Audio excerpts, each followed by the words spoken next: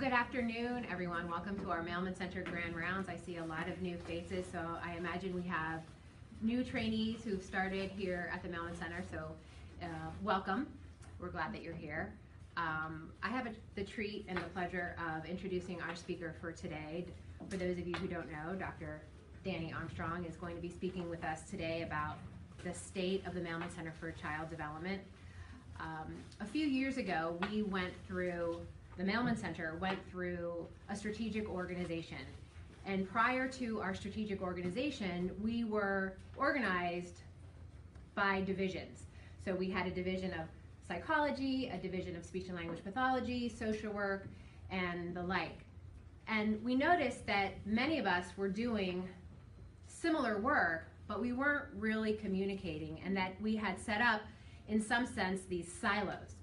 And so during our strategic organization, we actually had the opportunity to break down those silos, and we started to think about how we could increase our collaboration. Dr. Armstrong will talk about the fact that one of the things that came out of that was this vision statement that really guides all of the work that we do here at the Mailman Center, and that is to increase our impact, connection, and oh my gosh. Innovation. thinking about the work that we do in new and creative ways. But as part of that, we created these interprofessional collaboratives. And so for the last, I guess now it's almost 3 years now, we have been working around these interprofessional collaborations organized or driven by our vision statement. And so we started out with 4 IPCs, an IPC focused on neurodevelopment, community wellness, promoting positive behavior, and lifespan.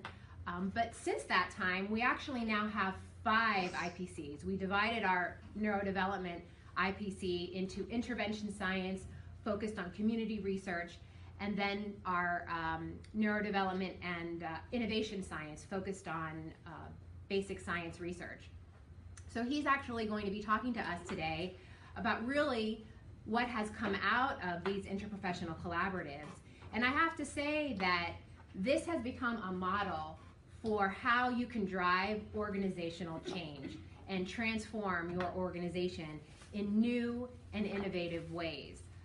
Dr. Armstrong is the director of the Mailman Center. He is the executive vice chair for pediatrics, and in his spare time, he's also the interim senior associate chair for faculty affairs. So without further ado, I'm going to turn it over to Dr. Armstrong. Good. Thank you, Michelle. So it's always fun to do the state of the state. I feel like the president and the Congress is on. So I want to know where the line is. Where's the red line and the blue line and all of that. Michelle talked in the introduction about what we did in terms of our reorganization, and there's a couple of things I want to tell you about that as I lead into the nitty-gritty of where we are as a Mailman Center. There were several reasons for doing it. One, we've been thinking about it for a while. 2, Michelle needed a leadership challenge program for the for her leadership training session in Delaware. But the third thing was the realization that we needed to position ourselves to be more nimble and more relevant for a world that is externally changing at a pace that almost nobody can keep up with. And so this is happening in hospitals, this is happening in healthcare delivery. All you have to do now is pick your favorite network. You can do MSNBC, you can do Fox, you can do CNN, you can decide whether it's fake news or not fake news, but you go through and what you'll hear every day is some kind of substantive transformational proposal on the table around healthcare. It can be access to there. Yeah. So we see these kinds of things, and what's happening with those changes are people having access to care because they have health insurance or not. Whether the providers get paid per unit of work and a fee for service, or whether you get paid because of the outcome that you produce, value-based care. Whether you get paid as an individual provider or whether you get paid as a bundle of an interdisciplinary team working on care. And as we began to think about where this was happening in academic medical centers, so in my dean role, I do a lot of work with our dean on strategic initiatives for the School of Medicine. It really comes into how do we position ourselves to make sure that we have the money coming in to do what we need to do to carry out our mission, and how do we adapt ourselves to work in an incredibly new world. And that's part of the process. We saw this coming a little bit earlier than other people happened to see. Michelle talked about our vision statement, and I do want to point out, I've been through vision statements and mission statements many times in my life, and what they usually boil down to is 6 months of discussion about whether you use and or for. Little nitpicky kinds of things, and then the mission statement is adapted or adopted, both, and then it goes onto a piece of paper, and sometimes it shows up on a slide, but mostly forget about it. This one is real. It's one of the most dynamic and usable vision statements I've ever seen. We're improving lives through innovation, impact, and connection. And I want to really highlight those 3 points because we did a lot of things out of our strategic planning process and our restructuring of the center. But this was probably the most important thing because we now, at every level in the IPC with every new project, we're asking folks to come up with how are lives going to be improved by what we do? Where's the innovation? We're an academic medical center. We are a center of a university. Our job is not to do what everybody else is doing, but to be doing what everyone will be doing in 5 years. And so we need to be thinking always about the innovation. So we ask, is this project innovative? What are you doing that is new, is going to drive the field? What's the impact? It's not enough to just have effort. We need to have our effort have a meaning, a benefit that will help to improve those lives. And so where's that impact? And we cannot do it by ourselves. We can only do it by working with other people, the connection piece. This has been a principle in the Mailman Center for as long as I can think of, that it was never our intent to develop the best program and have the program be here and nobody else has it. And we like to do that. We all like to have, this is mine and I'm really the best. And our goal has always been to develop the program and then give it to somebody else. Kathy, Lynn, others from the Debbie School are here, and they've heard me, and it no longer shocks them. I love the Debbie School. The Debbie School is the best program that I know anywhere for inclusion, early child care for children with developmental disabilities, because it's an inclusion program and it's incredible people. I hate the Debbie School because you can only get to the Debbie School if you have a typically developing child and you happen to be on this campus and you're lucky enough to get on the waiting list to get a spot. And you can only go to the Debbie School if you're one of the kids that's covered under the contract that we have with Miami-Dade County Public Schools and other organizations. So what about the child with a hearing problem or a developmental disability who lives in Homestead, or who lives in Ocala, or who lives in Santa Fe? Why should only those kids here benefit? And so one of our driving forces in the connection piece is how do we take what we do that is innovative and impactful, connect to people, and help to translate it out so they can use it. And that's a real basic principle, I think, of where we are with the Mailman Center. Mission statement's been around for a long time. We're required by AIDD, the Agency for Intellectual and Developmental Disabilities, to have one. There it is. It's simple. A lot of things that we try to do, but it's address, develop, identify, integrate, and educate. So what have we done with the work of the Mailman Center? And this has been an interesting conversation. We have a national organization. We are a University Center for Excellence in Developmental Disabilities. We're a LEND program, a Leadership Education in Neurodevelopmental Disabilities. We've had funding from the state of Florida through Children's Medical Services for years. We've had training grants. Depending on who you talk to, they want me to be the director of the USAID or Jeff to be the director of the LEND program. We are the directors of the Mailman Center.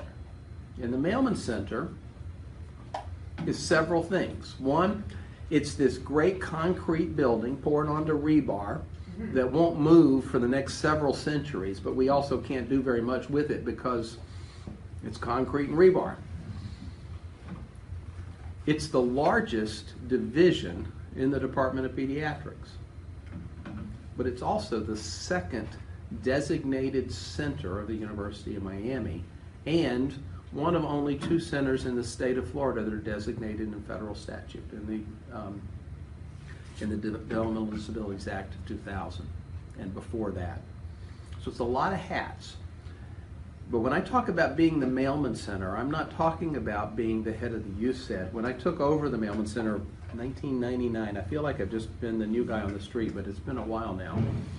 When I took it over, the funding we had from the Agency for Developmental Disabilities for the USAID was $200,000 a year. A lot of money, but not enough to have the federal agency tell us everything that we were doing.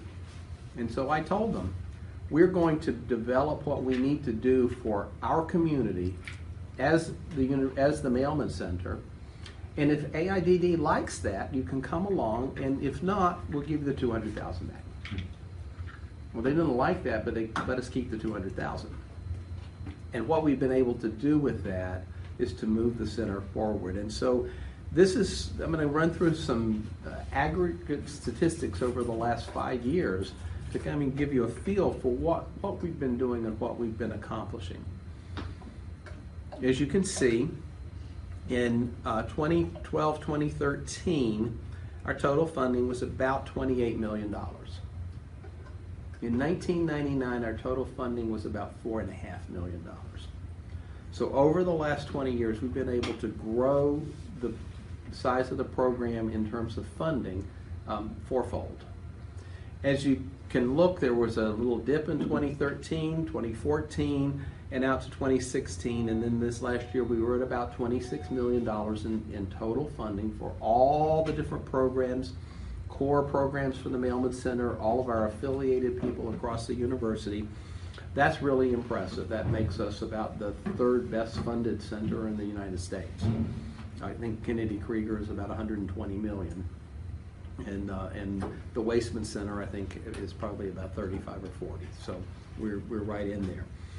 This year, we will add, when we complete the data, this is not included, we'll add about $8.5 million of new grants that have come about this year to that number. So we'll be up about $32 million for 2016 or 2017-18. Which is actually really impressive for everybody. But as you can see, over the last 5 years, we've received and leveraged almost $120 million of funding. A lot of money.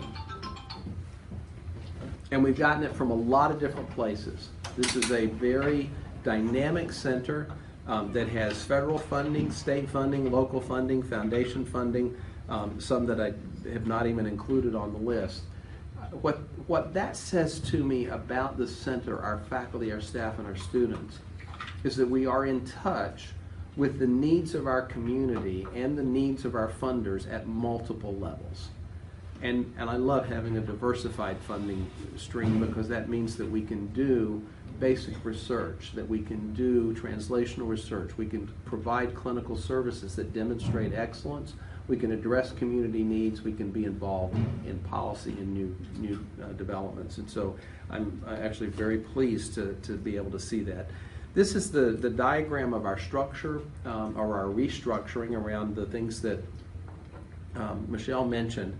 5 IPCs on the right side that were structured to kind of blow up the idea of those disciplinary divisions. So those of you who are students who are here and trainees who are here today, you're probably going, wait a minute, I want to be a social worker, psychologist, pediatrician. What are you saying? You're blowing up my division. The world is not going to operate by disciplines in the future. It's interdisciplinary. Everything is coming down the pike. The way you're going to get paid, interdisciplinary. The best outcomes when we provide care to children is not one provider. It's interdisciplinary, coordinated, managed care. And so part of our process is not just to say, yeah, you got to learn how to do the skills of a social worker, an audiologist, a psychologist, how to give a test, or how to do a medical exam. But you also have to learn how to function in a true interdisciplinary, interprofessional world. And that's one of the reasons we blew this up. On the other hand, we realized that there are cross-cutting things that happen in the area of training, research, clinical service, community engagement, and innovation. And so we structured a component of that. It's working. Now, I have to say that I have a friend who's the director of the USAID at the Wasteman Center in Madison, Wisconsin, who will be playing in the Orange Bowl in a couple of weeks. Bill has been a friend of mine for almost 30 years. We presented this information at an AUCD meeting a year or so ago, and Bill took it back to his USAID, sat around the table with his leadership and said, this is what they're doing at Mailman Center. And he sent me a note and he said, we had to call 911, we had 3 heart attacks. This was I say that because this was not a small undertaking for us. We started this process by having a strategic retreat. Then we had faculty and staff work to develop the idea. The IPCs wasn't my idea, Jeff's idea, Michelle's idea. It was the Mailman Center's idea. There was a little pushback at different points in time because people didn't want to give up their discipline identity, but I'd have to say that some of our biggest advocates for our plan are now the people who didn't want to give up the discipline idea in the first place. And so we've really been able to move this forward in some very nice ways. What's been our impact in terms of where we're going? This slide is a little confusing because it looks like we're losing ground in terms of the number of trainees. 2 take-homes from it. One, we made a decision in 2015 that we were going to reduce the number of trainees so we could really focus more on the strong long-term trainees. So we went from around 75 to 80 to about 60, and we're down in that 60 range. That still makes us one of the largest training programs in the country, but it went down. But anybody notice something on this slide that is really unique?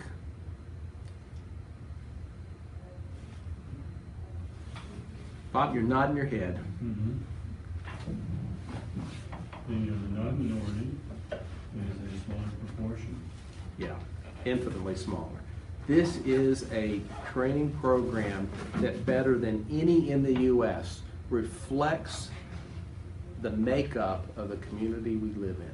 This is a multicultural program, and we can show that in this slides, and that's one of the things that I'm most proud of about our center. I talked to other center directors, and they're trying to figure out how to get one faculty member who is Hispanic or Black or Asian and that's who we are, and we don't really have to work hard at it. And patients come here and they know they're going to be seen in the community that respects that there's cultural diversity and differences, but a lot of similarity. And one of the things that I wanted to highlight on that, a few years ago, when we were putting together this 5-year grant that resulted in, or actually the last 5-year grant that resulted in the ideas that were here, I sat with our advisory council and I said, AIDD wants us to do some work specifically on cultural competency.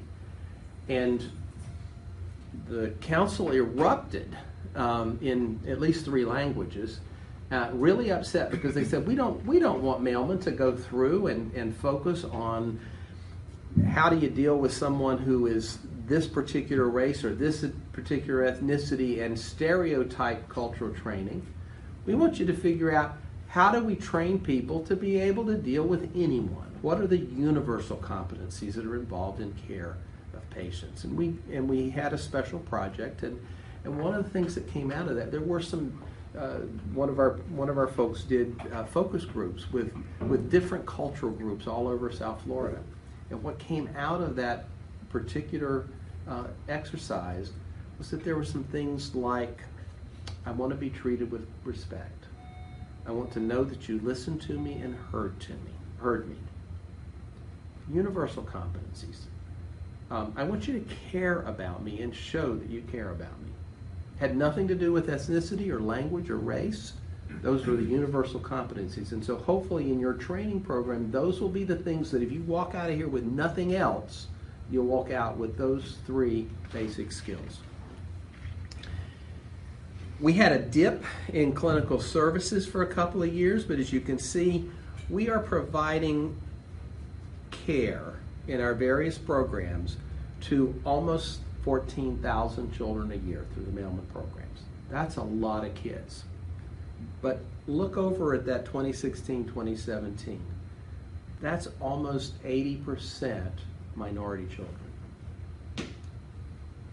I'm as proud as I can be of that. And there's some, I'm going to come to something in a few minutes that will tell you why and how that has driven the perspective of what we're doing here at the center. In terms of community training and technical assistance, it's a lot of stuff. 2,800 participants in webinars, 932 who attended our structured conferences. Over 18,000 community professionals have gotten training from the Mailman Center in community settings. There have been 4,000 participants that have looked at archive presentations on our web. We've done 196 trainings for in the community directly, and have provided 150, or actually 982 technical assistance supports in the community. That's called connections. And that's one of the things that I'm most proud of in our center. Research is critical because as an academic institution, one of our core requirements and missions is to develop new knowledge, and in our setting, to develop new knowledge that is impactful and helps to improve lives. And you can see where we have been over the years. And the 2016-2017 data were not completely updated. But as you can see, we've had an average of about 10 or 11 new research projects a year. We have somewhere in the neighborhood of 65 to 80 ongoing research projects each year. We're submitting new proposals at a rate of about 25 to 30 per year. And importantly, we average between 10 and 15 grants a year where we're working with somebody else outside the University of Miami.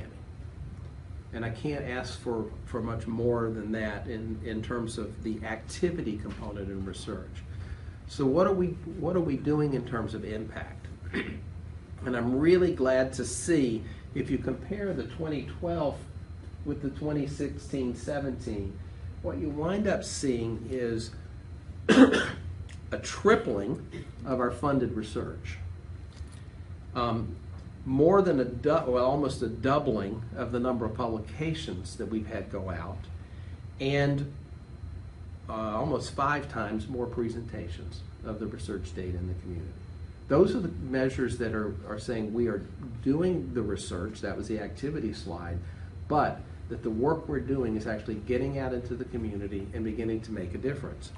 And one of the ways we look at making a difference in an academic world is not whether it got published, that is important, but are people using it? And so again, when we look at where we were in 2012-13 to 2016-17, we're almost 3 times more citations that other people are looking at our work and using it to justify their work than we were. And you can see that we've we've nearly doubled the number of citations from multi-center collaborations, from that work that we're doing with other folks. And so overall, we've more than doubled, almost tripled the impact of the research that we are trying to do. I can't ask for a better trajectory than that. And we've talked about our IPCs, and each of the IPCs is tackling a theme. And there are some things that are easy to tackle and some things that are hard, and each one of them has their own challenges. But I do want to go through what each of them are doing. So community wellness goals are to improve health outcomes for children with disabilities and ensure opportunities for physical activity, implement policy-based standards for nutrition and activity in communities, and increase collaborative strength of Mailman and the community. These are the folks who are, the primary focus is right now on obesity, overweight, increasing nutritional integrity, and increasing opportunities and participation in physical activity. 9 grants that this IPC has put together from USDA, from NIH, HRSA. They've had 8 publications this year in a variety of different journals, 10 presentations at multiple meetings, and importantly, the IPC membership represents 10 disciplines. When we talked about that interprofessional piece, we're accomplishing it really well here. They've got new initiatives going on in telehealth, in working with WIC as a connection to create to look at a large database, and then developing educational partnering with parents, doing obesity prevention for children with developmental disabilities. Children with disabilities have a significantly higher rate of obesity than the general population, and that's been known for a while, which places them at significant risk in adulthood for other major health consequences in cardiovascular disease, cancer, and the like. And they're working and partnering with schools and hospitals on interventions in those institutions to be able to promote physical activity and improve nutrition. Now, each of them, they didn't put this one on, I put it on, because I'm pushing each one of the IPCs to think about building a portfolio that allows each of them to ultimately have an NIH center grant. We almost went after one in promoting behavioral health this year in child abuse. It didn't work out. We will go in for it next year. For one, we're going to be looking at an Intellectual and Developmental Disabilities Research Center out of NIH. We're going to be asking each one of the IPCs to be working to where we can have those separate center grants here in each IPC. The Lifespan IPC is a novel IPC. Some people call it transition. We still talk a lot about transition. It's the recognition that while we all work at the Mailman Center for Child Development, and we think about children, and we do a lot of work on birth to 5, I've been around 32 years here. Guess what? The kids grow up. And so we have this issue of these cute little babies in the NICU, the child with Down syndrome that we work with in the Debbie School, the child who gets a cochlear implant, the child who is diagnosed with a brain tumor. We have those children that we are involved with when they're children. This program says what happens when they become 18 or 21, 24, 35, 42. And how do we make sure that what we've learned about the early child development and the way that we've taken care of them can have a positive impact in the kind of coordinated care that they need as adults. When you think about Down syndrome, what do you think about? You think about a child with very distinct physical features who has an intellectual disability, who often has some of the most lovable social skills that you can imagine, and a child who is probably going to need some level of institutional or community-based supports for their life, because independently living separate of their parents may be a challenge. And we certainly work to be able to get to full independence as we can. That's what we think about. And we think about how do we educate that child with Down syndrome.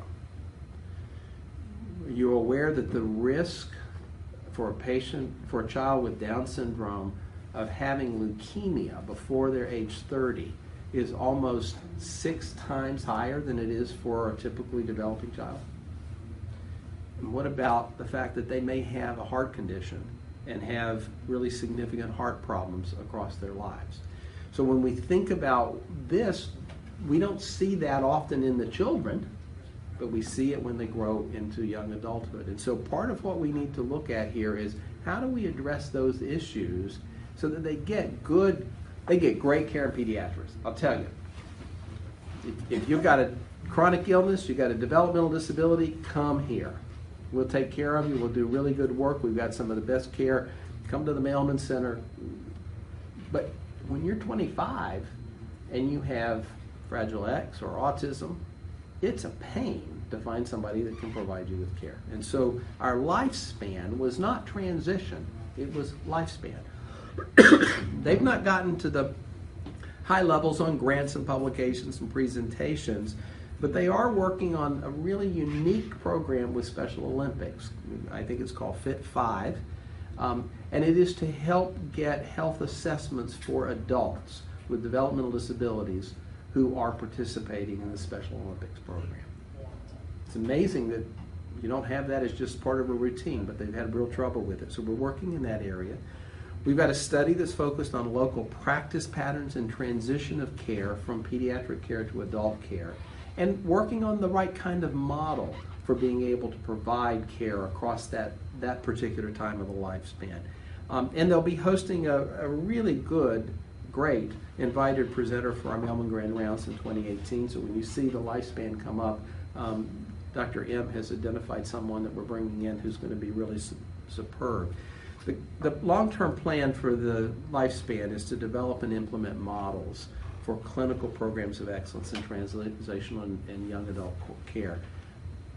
The model, what we want to be able to do is do the model, to publish it, and to give it other people so that adults with developmental disabilities who live outside the sphere of the Mailman Center can get the same kind of care that those adult practitioners can do it, and we can improve care through this innovation.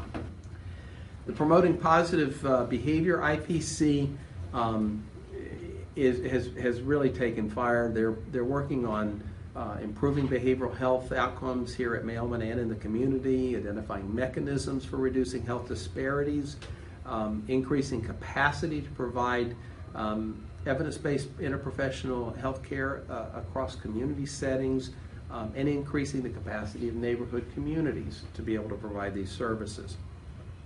They've done incredibly well. They have 5 disciplines in the program. They've gotten almost $5 million of grants in the last year from a variety of different funders. They've published 5 papers. They've done 9 presentations. They're really doing some nice work. Now, these are great, and what I expect to see with the IPC, and Michelle's looking at me from that corner, I expect all the IPCs to be doing 25, 30 publications a year before we're done with this, so no pressure. Their new initiatives are to build capacity across divisions and disciplines to deliver trauma-focused cognitive behavior therapy, to sustain those practices at Mailman and build community capacity to address problems in Overtown and East Little Havana, to do randomized clinical trials of teacher-child interaction training. They're implementing that at the Debbie School, Easter Seals, and ARC, and to do randomized RCT of teacher-child interaction training. I guess that was a duplicate when I popped it in there. Sorry about that. And then again, they're really expanding this into East Little Havana and to Overtown, and I'll get to that in a minute. And the goal, again, is to lead to a large center grant. The Neurodevelopmental Discovery IPC, this one is doing something that it's difficult and challenging, but talk about needing to work outside your comfort zone. This is one that involves going out and finding scientists across the university who have not traditionally been part of the Mailman Center to come in and help create synergies around developmental disabilities and chronic illness research. And so they've got their goals at this point are to create those kinds of collaborations, to identify the collaborators and to bring them together to create synergies. And we've got some really smart people who have joined this IPC. There are 12 disciplines represented from across the school. And we've got 13 grants, Florida Department of Health, HRSA, NICHD, National Science Foundation, a Provost Award, NIGMS. They've done 11 publications this year and a presentation. And really importantly, this particular team is part of 4 $2 million each grants looking at Zika, looking at imaging, looking at neurodevelopment and outcomes, looking at other health development. And what did I forget? There's always Kirk from the Sound of Music. Remember Kirk? I'll think of the other one in a second. Oh, hearing. How can I forget hearing? Bob, you should have thrown something at me. Really innovative work in the area of hearing, as well as a health services demonstration grant that we got from Maternal and Child Health Bureau, working on helping to create coordinated teams and systems approaches to Zika infected mothers and children in the Virgin Islands. And we're going to be going for an IDRC grant, right, Bob? Good. Let me throw that right at you. Our Neurodevelopmental Intervention Science IPC was one that I've been really loving to watch. When it started out, it was really sort of a basic, how can we provide better educational services to children? And through Michelle's leadership, it has really moved and is continuing to move into a substantially impactful area. They've gotten 10 grants in the group. They've had 3 publications, 11 presentations. We've got 6 disciplines involved. And they've got work on reading. They have a full training program that is free to help with reading training. They are working with the FAST Lab to utilize augmentative communication devices and other assistive technology to be able to help children use technology to work around any of the areas where they have difficulties. There's emergent literacy instruction. There's all the children in early steps are now being engaged in having weights measured and entered into UChart, because we can then do big data analysis of those, and this IPC has really led that enrollment and setting children up to be consented to participate in other studies in the future. Their primary plan for the future, and Michelle, I put this in for you: increase federally funded grants. This is a high yield area for us. In addition to what the IPCs have done, we've done a variety of things that have gone across IPCs, and this is a variety of the things that have happened. Let me kind of run through some of those in more detail. Lisa Gwynn and the telehealth group have really spent a lot of time this year developing our telehealth and teleeducation program. They have established resources. I think we have 2 telehealth suites in the Mailman Center. We've acquired software that's HIPAA compliant that will allow you to use your iPad or your computer to be able to do telehealth and teleeducation. We have the iPad that's staring me in the face so I can't see Michelle. We have a variety of things of moving technology for bigger outreach.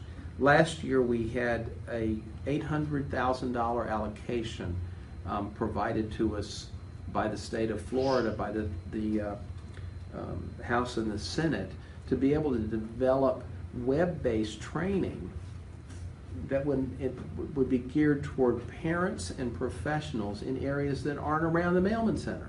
They could access 2 or 3 minute videos and the like. Governor Scott didn't like it, vetoed it, but we're going back on it. But we have the infrastructure to be able to move in some really interesting ways. But the list of bullets under current utilization are amazing for a year in a telehealth area. We've got incredible work going on with the Pediatric Mobile Clinic and the School Health Initiative. Early Discovery is using it for both services and training. PCIT is using it in service delivery. The Debbie School has used it for professional training. Project Womb, one of our new projects that Dr. Hernandez has, and Dr.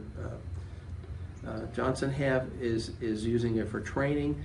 We're using tele-auditory verbal coaching. We've set it up, and the Department of Otolaryngology, ENT, in their program is utilizing that for their piece. Impact on the university and the community. And then FAST is using it for coaching to teachers. So really good. And what I hope when I stand up here a year from now, that this is multiple columns, but this will do for now. Good job.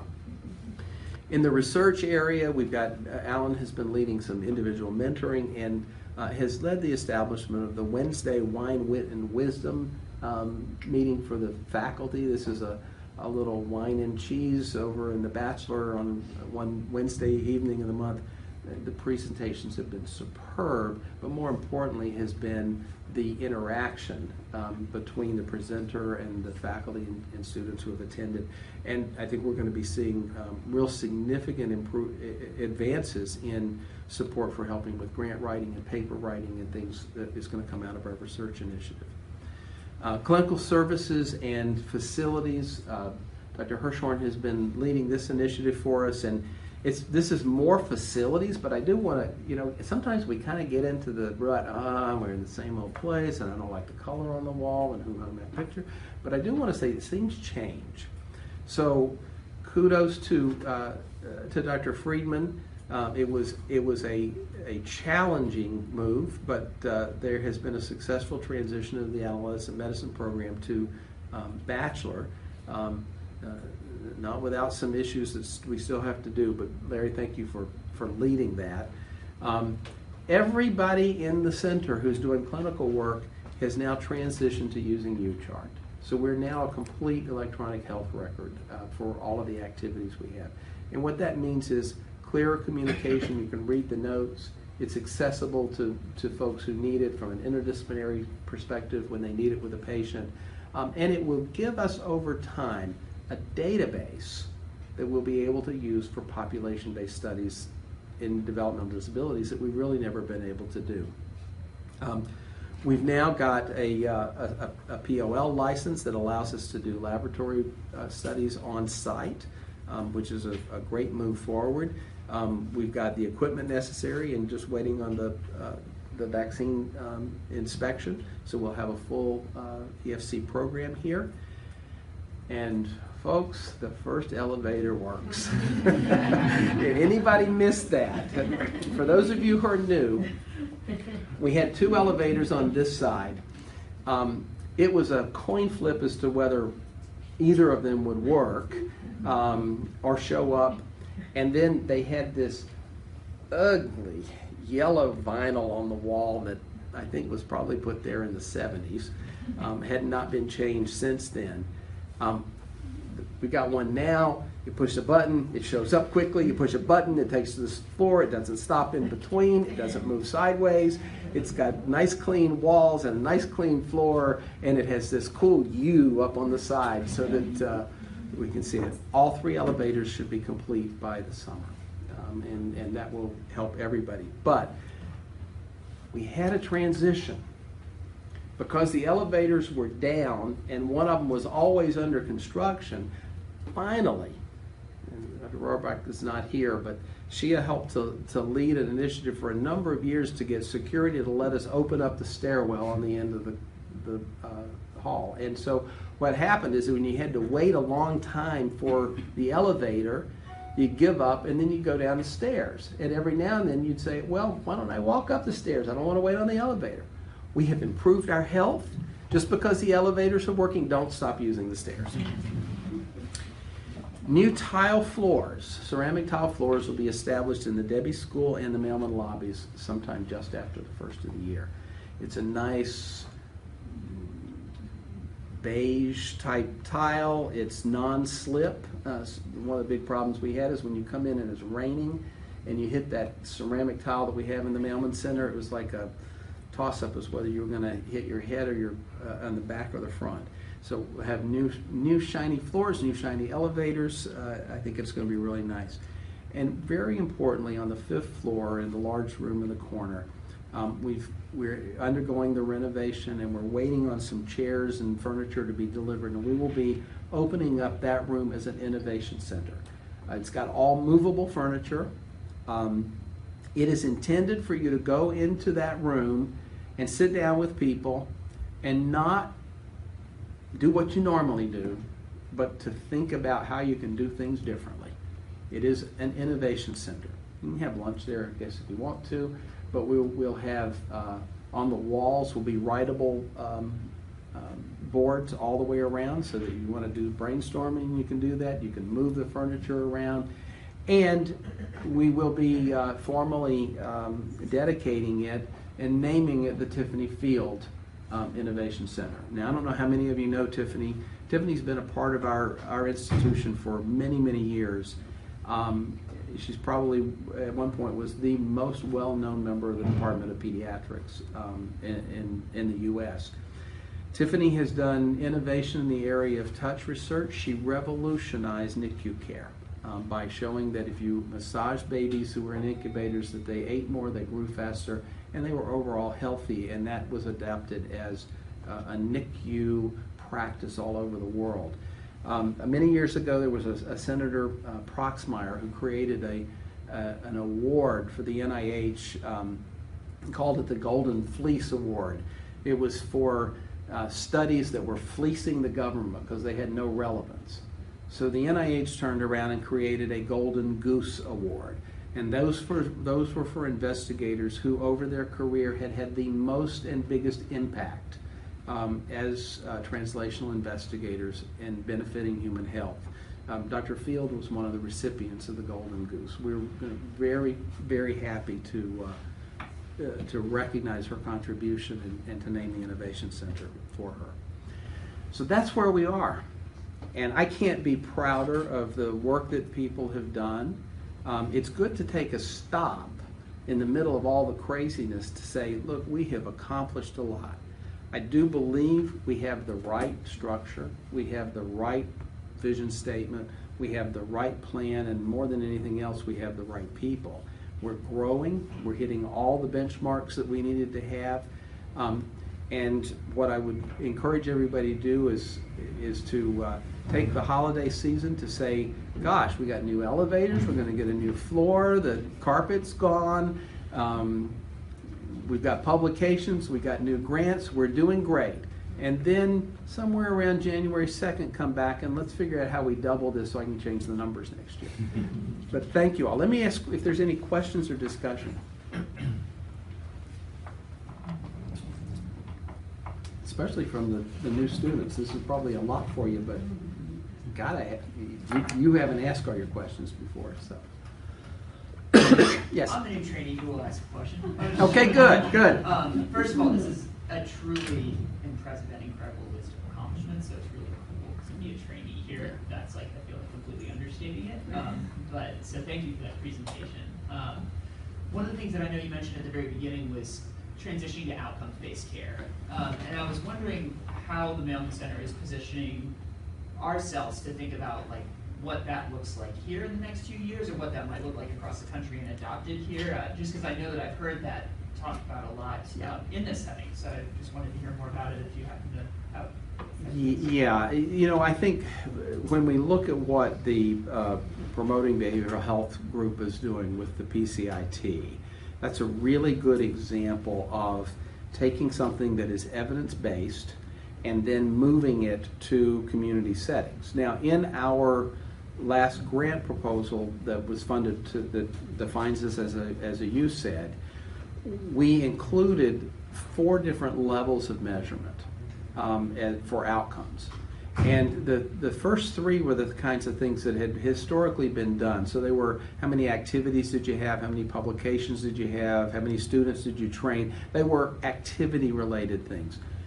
One of the things we've done, and nobody else is doing this in the country, by the way, in this area, we created a level 4. And the level 4 looks at some specific measures at a population level are we changing obesity rates in the communities where we're working? Are we reducing the number of children with severe behavior problems? Are we, and all of this is being collected from some children's trust data. So we'll know in 5 or 10 years, but the intent is to say not we're measuring what we're doing, but we are measuring what is the impact, and not just the impact of individuals who come into us, but are we helping to increase the capacity? Now, somewhere in here, I probably sent the wrong slide. One of our other major pieces that we worked on this year is a focus on the intersection between disability and diversity. And that whole initiative is going on in Isla Havana and Overtown. And so many of these, those measures of impact are really centered on those two communities as we get started. Now, what I would want to point out, we've gotten some pushback for having that intersection, and we basically said, we're doing it, it's important, this is Miami, and the rest of the world can get on with it. But one of the things I think that is really critical, our plan is right now we're aligned with Isla Havana and Overtown. That's not where we're stuck, because the initiative for this intersection in the communities is to not have us be the ones who do things for the community. Our goal is to help to let the communities tell us what their needs are, and for us to help provide them with the resources to develop their capacity so they don't need us anymore. And when we've accomplished that, we'll go find other communities that we'll partner with. And that is the way we really are going to be able to show our impact at a large level. Really excited about this initiative in the intersection, recognizing when we think about where we are, we're a center that has historically been focused on developmental disabilities, and so we think about a developmental disability. But people with developmental disabilities may be of African heritage. They may speak Spanish. They may be transgender. They may have cancer or a heart disease. They may have a variety of different things. And over the scope of their life, they may be rich or poor. And over the scope of their life, sometimes having a developmental disability will be the center, but other times it may be cancer, it may be poor, and what we have to be able to do is recognize that complexity and take care of and form connections that are inclusive for the needs of the folks that are out there, and then figure out how are we going to measure that impact. Good question. Can I ask me No. So one of the other things, Drew, and it's a great question. So a lot of those payment systems for value-based care haven't quite yet happened in Florida. We're in the midst of making that transformation. So Florida's a little bit behind, but the training that you're getting, so for those of you doing LEND training, you do your Friday afternoons and it's interdisciplinary, and you're doing your advocacy projects and working in the community, we are, in some sense, preparing you to be that generation. For those of us who trained when I did 20, 30 years ago, it was, I take care of this patient in front of me, and that's all I do. And we're trying to prepare you for this new world, which, you know, we're figuring out as we go. And I would add that I spent an hour with the dean this morning, and 15 minutes of our conversation was how do we transform this medical center to be able to do value-based, outcome-based care. And we're not, but as I travel around the country, nobody is. But as Jeff said, I think we're a little ahead of the curve in what we're trying to do with our structure, with our interprofessional approach, to be able to rapidly adapt to that when the time comes. So, you know, we'll have the children and the folks with who are vulnerable lead the way instead of being drug along, which is a big thing. Any other questions? I thank you all for your attention, and thanks for being here.